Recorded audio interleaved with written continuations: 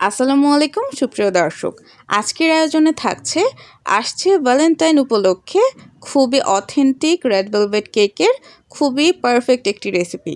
আজকের এই রেসিপিটি ফলো করে যদি আপনারা রেড ভেলভেট কেক তৈরি করেন, ইনশাল্লাহ খুবই সহজে এবং একদম পারফেক্টভাবে কিন্তু আপনারা অথেন্টিক রেড ভেলভেটের টেস্টটা পাবেন বাসায় খুবই কম খরচে এবং খুবই অল্প সময়। ভালোবাসা দিবস মানে যে প্রিয়জনের প্রতি ভালোবাসা, সেরকমটা নয়। ভালোবাসা হতে পারে মা বাবার জন্য, বা হতে পারে সন্তানের জন্য, বা হতে পারে ভাই বোনদের জন্য। তো এরকমই একটি স্পেশাল দিনে যদি এরকম একটি পারফেক্ট রেড ভেলভেট কেক আপনারা তৈরি করে তাদেরকে উপহার দিতে পারেন, তাহলে কিন্তু বিষয়টা মন্দ হয় না। তো আপনারা যারা এরকম বিশেষ দিনে এরকম একটি পারফেক্ট রেসিপি খুঁজছিলেন, তাদের জন্যই আমার আজকের এই রেসিপিটি। একদম টুকিটাকি সব ডিটেলসে আজকের এই রেসিপিতে শেয়ার করেছি। আশা করব আপনাদের খুবই ভালো লাগবে। ভালো লাগলে ভিডিওটিকে লাইক, কমেন্ট, শেয়ার করে আমার চ্যানেলটিকে সাবস্ক্রাইব করে রাখবেন। তো রেসিপির শুরুতে আমি কেক বানানোর জন্য শুকনো উপকরণগুলোকে চেলে নিচ্ছি। হাফ কাপ দিয়ে দিলাম ময়দা, 1 চা চামচ পরিমাণ দিয়ে দিলাম বেকিং পাউডার, হাফ টেবিল চামচ পরিমাণ দিয়েছি কোকো পাউডার, 1 টেবিল চামচ পরিমাণ দিয়েছি গুঁড়ো দুধ, হাফ চা চামচ পরিমাণ দিয়েছি আমি এখানে ভ্যানিলা পাউডার, আর সামান্য একটু লবণ দিয়ে সবগুলো শুকনো উপকরণকে ভালোভাবে চেলে নিয়েছি। এবারে সবগুলোকে একত্রে মিশিয়ে সাইডে রেখে দিচ্ছি ঢাকনা দিয়ে ঢেকে। তো এদিক থেকে আমি বাটার মিল্কটা রেডি করে নিচ্ছি। তার জন্য ঘন দুধ দিয়ে দিলাম 1/4 কাপ, কফির সেশে একটি দিয়ে দিয়েছি এখানে 5 টাকা করে যে সেশেগুলো পাওয়া যায়, আর দিয়ে দিয়েছি 1 চা চামচ পরিমাণ হোয়াইট ভিনেগার। এখন দিচ্ছি রেড মেনের রেড কালারটা, আর এখানে আমি জেল কালারটা ব্যবহার করেছি 1 টেবিল চামচ পরিমাণ। আর এই তো আমার কিন্তু রেড ভেলভেটের মেন ইনগ্রেডিয়েন্টস বাটার মিল্ক কিন্তু রেডি হয়ে গিয়েছে। আর রেড ভেলভেট কেকের অথেন্টিক টেস্ট পাওয়ার জন্য কিন্তু অবশ্যই এখানে বাটার মিল্কটা ব্যবহার করতে হবে। তো এদিক থেকে একটি মিক্সিং বোলের মধ্যে রুম টেম্পারেচারে থাকা 2টি ডিম ভেঙে নিয়েছে এবং কুসুমগুলোকে খুব আলতো হাতে আলাদা করে নিয়েছে। এখন ডিমের সাদা অংশটাকে ইলেকট্রিক বিটারের মিডিয়াম স্পিডে দিয়ে কিছুটা ফোমি করে নিচ্ছি। যখন কিছুটা ফোমি হয়ে আসছে, এবার এখানে আমি 1/3 কাপ পরিমাণ চিনি ব্যবহার করছি, আর চিনিটাকে 2 থেকে 3 বার অ্যাড করছি এবং ইলেকট্রিক বিটার দিয়ে ভালোভাবে বিট করে মিশিয়ে নিচ্ছি যতক্ষণ পর্যন্ত না চিনির দানাগুলো ভালোভাবে মিলিয়ে যায়। আর এখানে অবশ্যই চিকন দানার চিনিটা ব্যবহার করবেন, এতে করে খুবই অল্প সময়ে ভালোভাবে এই ডিমের ম্যানটা কিন্তু তৈরি হয়ে যাবে। তো লাস্ট ভিডিওতে আমাকে একজন আপু কমেন্ট করেছিলেন যে উনি ব্রাউন সুগার ব্যবহার করেন, যার জন্য উনার ডিমের ম্যানটা পারফেক্ট হয় না। তো ব্রাউন সুগার ব্যবহার করলেও ডিমের ম্যানটা পারফেক্ট হবে, কিন্তু সেই ক্ষেত্রে সময়টা একটু বেশি লাগবে। তাই কিন্তু আমি প্রত্যেকটা ভিডিওতেই আমি বলি যে সাদা এবং চিকন দানার চিনিটা এখানে ব্যবহার করার জন্য। তো কথা বলতে বলতে আমার এই ডিমের ম্যানটা কিন্তু পারফেক্টভাবে রেডি হয়ে গিয়েছে। এবার কুসুম দিয়ে দিয়েছি, আর এখানে দিয়ে দিচ্ছি প্রায় 2 টেবিল চামচ পরিমাণ খাওয়ার রেগুলার সোয়াবিন তেল। এখানে আমি হাফ টেবিল চামচটা ব্যবহার করছি, তার জন্য কিন্তু আমি 2 থেকে 3 বার এখানে আমি দিয়েছি তেল। তো আশা করব আপনারা বুঝতে পেরেছেন। আর স্পঞ্জ কেক তৈরি করার ক্ষেত্রে কিন্তু তেলের পরিমাণটা খুবই কম ব্যবহার করতে হয়, আর অনেক সময় ব্যবহার না করলেও হয়। এবার কুসুম এবং তেলটাকে দিয়ে এগুলোকে ভালোভাবে বিট করে নিচ্ছি। আর এখানে কিন্তু কুসুম এবং তেলটা দেওয়ার পর বেশিক্ষণ বিট করা যাবে না। আমি প্রায় 10 থেকে 15 সেকেন্ডের মতো এগুলোকে ভালোভাবে বিট করে মিশিয়ে নিয়েছি। আর দেখতেই পাচ্ছেন ডিমের ম্যারিনেডটা কিন্তু একদমই পারফেক্ট হয়েছে। তো এবার উপর থেকে দিয়ে দিচ্ছি শুকনো উপকরণ, আর এখানে কিন্তু আমি 2 বারে এই শুকনো উপকরণগুলোকে অ্যাড করব, একবারে দিব না। আর উপর থেকে দিয়ে দিচ্ছি বাটার মিল্ক, এখানে অর্ধেকটার মতো প্রথমে বাটার মিল্ক দিয়ে এগুলোকে ভালোভাবে মিশিয়ে নিব। আর দেখতেই পাচ্ছেন যে আমার রেড কালারটা কিন্তু একদম টুকটুকে লাল হয়েছে। তো এবার হ্যান্ড উইক্স দিয়ে ভালোভাবে এরকমভাবে ঘুরিয়ে ঘুরিয়ে রাউন্ড অ্যান্ড ফোল্ড পজিশনে কিন্তু এগুলোকে ভালোভাবে মিশিয়ে নিব। আর মেশানোর কাজটা কিন্তু অবশ্যই এখানে খুবই গুরুত্বপূর্ণ। আপনি যদি তাড়াহুড়া করে এই মেশানোর কাজটা করতে যান, তাহলে কিন্তু আপনার ডিমের ম্যানটা নষ্ট হয়ে যাবে, আর আপনার কেক কিন্তু কখনোই পারফেক্ট হবে না। আর এই কথাটি আমি কিন্তু প্রত্যেকটা ভিডিওতেই বলি, তাও আপনারা এসে বলেন যে আপনাদের কেক পারফেক্ট হয় না, পারফেক্ট হয় না। তো এখানে কিন্তু মেশানোর কাজটা খুবই গুরুত্বপূর্ণ। যদি আপনারা আলতো হাতে সফটভাবে এই ডিমের ম্যারিনেডটাকে না মেশান, তাহলে কিন্তু ম্যারিনেডটা নষ্ট হয়ে যাবে এবং আপনার কেক কখনোই পারফেক্ট হবে না। তো অবশ্যই এই টিপসগুলো আপনারা ফলো করে কেক তৈরি করবেন, ইনশাল্লাহ আপনাদের কেক অবশ্যই পারফেক্ট হবে। আর এই তো দেখতেই পাচ্ছেন ব্যাটারটা মেশানোর পর কতটা পরিমাণে লাল টুকটুকে একটি কালার হয়েছে। যদি এই অবস্থায় আপনাদের কাছে মনে হয় যে না আমার ব্যাটারের কালারটা সেরকম লাল হয়নি, তাহলে সেক্ষেত্রে কিন্তু আপনারা এখানে আর একটু কালার অ্যাড করতে পারেন। তো এবার একটি চামচের মধ্যে সামান্য একটু বেকিং সোডা নিয়েছে এবং সামান্য একটু হোয়াইট ভিনেগার নিয়েছি। আর সাথে সাথে হোয়াইট ভিনেগারটা দেওয়ার পরই দেখবেন উপর থেকে বুদবুদ করে বেলুন ওঠা শুরু করবে এবং একত্রে এটাকে মিশিয়ে আমি এখানে দিয়ে দিয়েছি ব্যাটারটার মধ্যে এবং সাথে সাথে ব্যাটারটাকে ভালোভাবে মিশিয়ে নিচ্ছি। সম্পূর্ণ ব্যাটারটার সাথে বেকিং সোডাটা যেন ভালোভাবে মিশে যায় তার জন্য কিন্তু রাউন্ড অ্যান্ড ফোল্ড পজিশনে আবারও ব্যাটারটাকে কিছুক্ষণ মিশিয়ে নিয়েছি। বেকিং সোডাটাকে ভালোভাবে ব্যাটারটার সাথে মেশানোর পর কিন্তু এই ব্যাটারটাকে বেশিক্ষণ বাইরে রাখা যাবে না, সাথে সাথে কিন্তু এটাকে বেক করার জন্য দিয়ে দিতে হবে। আর দেখতেই পাচ্ছেন মাশাআল্লাহ আমার এই ব্যাটারটা কিন্তু একদম পারফেক্ট হয়েছে। এটা কিন্তু স্পঞ্জ কেকের ব্যাটারের মতো তেমন একটা ফোমি হবে না, কিছুটা লিকুইডই ব্যাটার হবে। আশা করব ভিডিওতে দেখে বুঝতে পারছেন। আর এটাই কিন্তু রেড ভেলভেট কেকের একদম পারফেক্ট একটি ব্যাটার। তো এবার এটিকে বেক করার জন্য 6 ইঞ্চির একটি মোল্ড নিয়ে নিয়েছে এবং নিচে বাটার পেপার বিছিয়ে অয়েল ব্রাশ করে নিয়েছে এবং এর মধ্যে সম্পূর্ণ ব্যাটারটিকে দিয়ে এটাকে আমি বেক করতে চুলায় নিয়ে যাব। তার জন্য আগে থেকে চুলায় 5 মিনিটের জন্য একটা হাঁড়িকে প্রিহিট করে নিয়েছিলাম মিডিয়াম টু লো ফ্লেমে।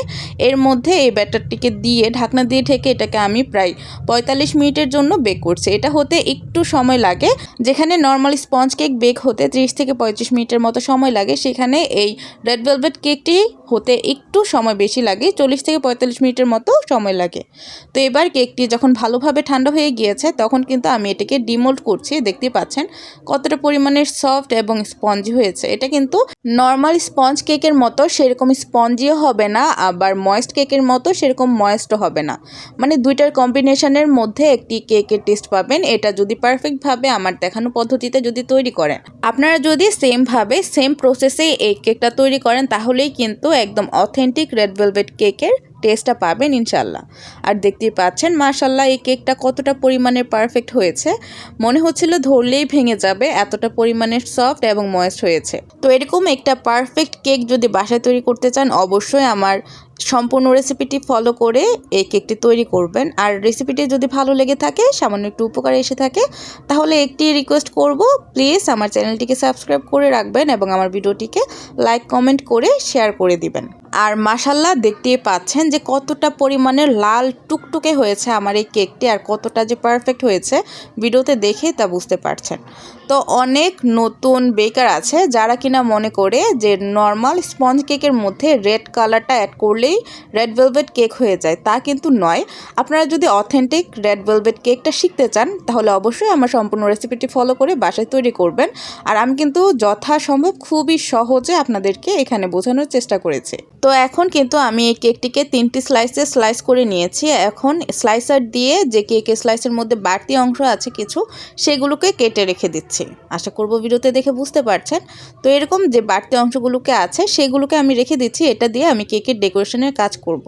তো এগুলোকে এক সাইডে রেখে দিয়েছি এবং অন্য একটি মিক্সিং বোলের মধ্যে আমি 1 কাপ পরিমাণ একদম বরফ ঠান্ডা হুইপ ক্রিম নিয়ে নিয়েছি। আজকের এই কেকটি ডেকোরেশন করতে 1 কাপ পরিমাণের হুইপ ক্রিম আমার প্রয়োজন হবে। তো এবার ইলেকট্রিক বিটারের ফুল স্পিডে এটাকে আমি প্রায় কন্টিনিউয়াসলি 5 থেকে 7 মিনিটের জন্য বিট করছি, তাহলে কিন্তু এই হুইপ ক্রিমটা কিন্তু একদম পারফেক্টভাবে স্টিফ হয়ে যাবে। এখানে আর অন্য কোনো কিছুই করব না, মিক্সিং বোলটাকে ঘুরিয়ে ঘুরিয়ে সম্পূর্ণ হুইপ ক্রিমটাকে কন্টিনিউয়াসলি 5 থেকে 7 মিনিট বিট করলেই কিন্তু এরকম একটি পারফেক্ট হুইপ ক্রিম রেডি হয়ে যাবে। আর এখানে কিন্তু আমি প্রায় 3 থেকে 4 মিনিট বিট করার পর ক্রিমটা যখন কিছুটা স্টিফ হয়ে এসেছে, এবার এখানে আমি কিছুটা পরিমাণ 4 ড্রপ পরিমাণ ইয়েলো কালারটা এখানে অ্যাড করেছি এবং আবারও 2 থেকে 3 মিনিট ইলেকট্রিক বিটার ফুল স্পিডে এগুলোকে বিট করে নিচ্ছি, তাহলেই কিন্তু আমার এই ক্রিমটা একদম পারফেক্টভাবে স্টিফ হয়ে যাবে। আর এখানে কিন্তু আমি ক্রিমটাকে একদম বেশি স্টিফ করে ফেলি না, অর্থাৎ শক্ত করে ফেলি না। যখন ক্রিমটা কিছুটা নরম থাকে সেই অবস্থায় কিন্তু এই ক্রিমটাকে বিট করা বন্ধ করে দেই। আর এই ক্রিমটা দিয়েই কিন্তু খুবই সহজে সুন্দরভাবে কেক ডেকোরেশন করা যায়। সামান্য একটু ইয়েলো কালার ব্যবহার করার ফলে কিন্তু ক্রিমটার মধ্যে খুবই সুন্দর একটি বাটার ক্রিমের মতো কালার চলে এসেছে, যেটা দিয়ে কিন্তু কেকটাকে ডেকোরেশন করলে খুবই সুন্দর লাগবে। আর এই কালারটাই আমি আমার কেকের বেসের মধ্যে ব্যবহার করব। তো এবার কেকটাকে ডেকোরেশন করব, তার জন্য টার্ন টেবিলের উপরে একটি কার্ডবোর্ড বিছিয়ে নিয়েছি। এর মধ্যে আমি পরিমাণ মতো হুইপ ক্রিম পাইপিং ব্যাগের মধ্যে ঢুকিয়ে এটার মধ্যে দিয়ে দিয়েছি। মাঝ বরাবর একটি কেকের স্লাইস বসিয়ে নিয়েছি। এখন কেকের স্লাইসের মধ্যে ভালোভাবে মিল্ক সিরাপ দিয়ে দিচ্ছি। এখানে আমি 1/4 কাপ পরিমাণ ঘন জাল করা দুধের সাথে 2 টেবিল চামচ পরিমাণ চিনি মিশিয়ে এই মিল্ক সিরাপটা রেডি করে নিয়েছি। তো ভালোভাবে এই কেকের স্লাইসের মধ্যে দিয়ে পাইপিং ব্যাগের মাধ্যমে সম্পূর্ণ কেকের স্লাইসটির মধ্যে আমি হুইপ ক্রিম লাগিয়ে নিচ্ছি আমার পছন্দ অনুযায়ী। আর হুইপ ক্রিমটাকে এবার প্লেট নাইফ দিয়ে সম্পূর্ণ কেকের স্লাইসটির মধ্যে সমানভাবে লাগিয়ে নিচ্ছে। এতে করে কিন্তু কেকটা কাটার পর এর লেয়ারিংগুলো খুবই সুন্দর লাগবে এবং খুবই সমান লাগবে আর কি। তো সম্পূর্ণ হুইপ ক্রিমটিকে সমানভাবে কেকের স্লাইসের মধ্যে লাগিয়ে এখানে আমি আরও একটি কেকের স্লাইস দিয়ে দিয়েছি এবং একদম সোজাসুজিভাবে এই কেকের স্লাইসটিকে বসিয়েছে। এখান থেকে কাজটা আমি কিছুটা স্পিডে দেখিয়ে দিচ্ছি, যেহেতু সেম প্রসেস তাই আপনাদেরকে আর বোরিং ফিল করাতে চাচ্ছি না। তো সেমভাবে কেকের স্লাইস দিয়ে দিয়েছি, মিল্ক সিরাপ ভালোভাবে স্প্রেড করে নিয়েছি কেকের স্লাইসটির মধ্যে, আবারও হুইপ ক্রিম দিয়েছি পরিমাণ মতো। হুইপ ক্রিমটিকে সমানভাবে লাগিয়ে এখানে আরও একটি যে কেকের স্লাইস ছিল সেটাকে দিয়ে দিয়েছি এবং এর মধ্যেও ভালোভাবে এখানে আমি মিল্ক সিরাপটা ব্যবহার করেছি। তো এবার উপর থেকে কিছুটা পরিমাণে হুইপ ক্রিম দিয়েছি এবং সাইড থেকেও কিছুটা পরিমাণে হুইপ ক্রিম লাগিয়ে নিয়েছি। এবার প্যালেট নাইফ দিয়ে ভালোভাবে এই কেকটাকে ক্রাম কোট করে নিচ্ছি। একটা কেক ভালোভাবে এবং খুবই সহজে যদি ফিনিশিং আনতে চান তাহলে কিন্তু অবশ্যই কেকটিকে ক্রাম কোট করে আধা ঘন্টার জন্য হলেও রেস্টে রেখে দিবেন ফ্রিজের নর্মাল টেম্পারেচার। তো আশা করব ভিডিওতে দেখে বুঝতে পারছেন আমি অল্প করে ক্রিম লাগিয়ে নিয়েছি সম্পূর্ণ কেকটির গায়ের মধ্যে এবং ক্রাম্পসগুলোকে ভালোভাবে লক করে নিয়েছি। এবার কেকটাকে আমি প্রায় আধা ঘন্টার জন্য ফ্রিজের মধ্যে সেট হতে দিয়েছি। আধা ঘন্টা পর এবার আমি সাইড থেকে হুইপ ক্রিম লাগিয়ে নিচ্ছি। পাইপিং ব্যাগের মধ্যে হুইপ ক্রিম ঢুকিয়ে এরকমভাবে লাগিয়ে নিলে কিন্তু খুবই সহজেই কেকের মধ্যে ফিনিশিং নিয়ে আসা যায়। আর উপর থেকেও কিছুটা পরিমাণে হুইপ ক্রিম দিয়ে দিয়েছে। এবার প্যালেট নাইফ দিয়ে আগের উপরের হুইপ ক্রিমটাকে সম্পূর্ণ কেকের গায়ের মধ্যে সমানভাবে লাগিয়ে নিচ্ছে এবং সাইডের হুইপ ক্রিমগুলোকেও ভালোভাবে সম্পূর্ণ কেকের গায়ের মধ্যে প্যালেট নাইফ দিয়ে লাগিয়ে নিয়েছে। তো এখন স্ক্রেপারটিকে এক জায়গাতে স্থির রেখে টার্ন টেবিলটাকে কন্টিনিউয়াসলি ঘোরাচ্ছি। এর মধ্যে কিন্তু সাইড থেকে কিছুটা ফিনিশিং চলে আসবে। আর এরকম কিছু জায়গাতে গর্ত ছিল, সেই জায়গাতে আমি এক্সট্রা হুইপ ক্রিম লাগিয়ে এগুলোকে ভরাট করে দিয়েছি এবং টার্ন টেবিলটাকে আবারও ঘোরাচ্ছি স্ক্রেপারটাকে এক জায়গাতে স্থির রেখে। যখন আবারও মনে হচ্ছিল যে না জায়গাগুলো ফাঁকা রয়েছে সেই জায়গাতেও আমি আবারও হুইপ ক্রিম লাগিয়েছি। তো এবার স্ক্রেপারটাকে এক জায়গাতে স্থির রেখে কিছুক্ষণ ঘুরিয়েছি এবং প্যালেট নাইফ দিয়ে সামনে দিয়ে অর্থাৎ উপর দিয়ে কিছুটা করে টেনে টেনে সমান করে দিচ্ছি। এই প্রসেসটা 2-3 বার রিপিট করলেই কিন্তু খুবই সুন্দরভাবে কেকের মধ্যে ফিনিশিং চলে আসবে। দেখতেই পাচ্ছেন আমার কেকের মধ্যে কিন্তু অলমোস্ট ফিনিশিং চলে এসেছে। আমার কিন্তু এই কেকটি ফিনিশিং নিয়ে আসতে বড়জোর 5 থেকে 6 মিনিটের মতোই সময় লেগেছিল, এর বেশি কিন্তু লাগেনি। আর দেখতেই পাচ্ছেন এর মধ্যে আমার কেকের মধ্যে কিন্তু খুবই সুন্দর একটি ফিনিশিং চলে এসেছে। আপনারা যারা এই ফিনিশিংটাকে নিয়ে একদমই বেশি ভয় পান তারা কিন্তু অবশ্যই আমার এই সম্পূর্ণ প্রসেসটিকে ফলো করে কেক ফিনিশিং আনবেন। দেখবেন অবশ্যই আপনাদের কেকও একদম পারফেক্টভাবে ফিনিশিং চলে আসবে, শুধু চেষ্টা করতে হবে। এবার 6B নজল দিয়ে হোয়াইট কালারের হুইপ ক্রিমটাকেই পাইপিং ব্যাগের মধ্যে ঢুকিয়ে নিয়েছি। সেটাকে এরকমভাবে চেপে চেপে কিছুটা ফাঁকা রেখে রেখে ফুল দিয়ে দিচ্ছি। আশা করব ভিডিওতে দেখে বুঝতে পারছেন প্রসেসটা কিন্তু খুবই সহজ। সামান্য একটু জায়গা ফাঁকা রেখে এরকমভাবে আমি চেপে চেপে কিছু বকুল ফুল দিয়ে দিয়েছি। এবার আমি কিছুটা পরিমাণে রেড কালার সেই ক্রিমটার সাথে অ্যাড করে মাঝখানের যে জায়গাগুলো ছিল ফাঁকা জায়গা সেখানে এরকমভাবে চেপে চেপে ফুল দিয়ে দিয়েছি। বাস আমার কিন্তু ডেকোরেশন অলমোস্ট কমপ্লিট হয়ে গিয়েছে। এদিক থেকে যে কেকের বাড়তি অংশগুলোকে রেখেছিলাম সেগুলোকে ব্লেন্ডারে ভালোভাবে ব্লেন্ড করে গুঁড়ো করে নিয়েছি, সেগুলোকে কেকের সাইড দিয়ে এরকমভাবে লাগিয়ে নিচ্ছি। এখানে লাগানোর কাজটা কিছুটা ঝামেলার, কিছুটা পরিমাণের মেসি হতে পারে কিন্তু আউটকাম কিন্তু খুবই সুন্দর আসবে। তো ভালোভাবে সাইড থেকে এরকমভাবে লাগিয়ে বাড়তি অংশগুলোকে আমি রেখে দিয়েছিলাম। এবার বাড়তি যে কেকের গুঁড়োটুকু ছিল সেটাকে এখানে মাছ বরাবর দিয়ে দিচ্ছি। মাছ বরাবর দিয়ে ভালোভাবে সম্পূর্ণ জায়গাটাকে আমি ভরাট করে দিচ্ছি। আর এখানে কাজটা একটু সাবধানতার সাথে করতে হবে যেন কেকের গুঁড়ো এই ফুলগুলোর উপরে যেন পড়ে না যায়, তাহলে কিন্তু দেখতে কেকটা সেরকম ভালো লাগবে না। তো সম্পূর্ণ কেকের মাঝখানটাতে এরকমভাবে কেকের গুঁড়ো দেওয়ার পর কেকটা একদম সম্পূর্ণভাবে কমপ্লিট হয়ে গিয়েছিল। আর এই কেকটা সামনাসামনি দেখতে যে কতটা পরিমাণে সুন্দর ছিল, আমি মনে হয় ফ্রিজে রাখার পর সারা রাতে কম হলেও 10 থেকে 12 বার ফ্রিজ খুলে খুলে আমার এই কেকটিকে দেখেছিলাম, এতটা পরিমাণের ভালো লেগেছিল। কিন্তু কেন যেন ক্যামেরার মধ্যে এর এত বেশি সৌন্দর্যটা কোনোভাবেই ফুটিয়ে উঠাতে পারছিলাম না। সামনাসামনি কেকটা দেখতে আরও বেশি সুন্দর এবং আকর্ষণীয় হয়েছিল। তো আশা করব সিম্পলভাবে ডেকোরেশন করা আমার এই আজকের এই কেকের ডেকোরেশনটা আপনাদের কাছে খুবই ভালো লেগেছে। যদি ভালো লেগে থাকে তাহলে অবশ্যই কিন্তু আমার ভিডিওটিকে লাইক কমেন্ট শেয়ার করে দিবেন।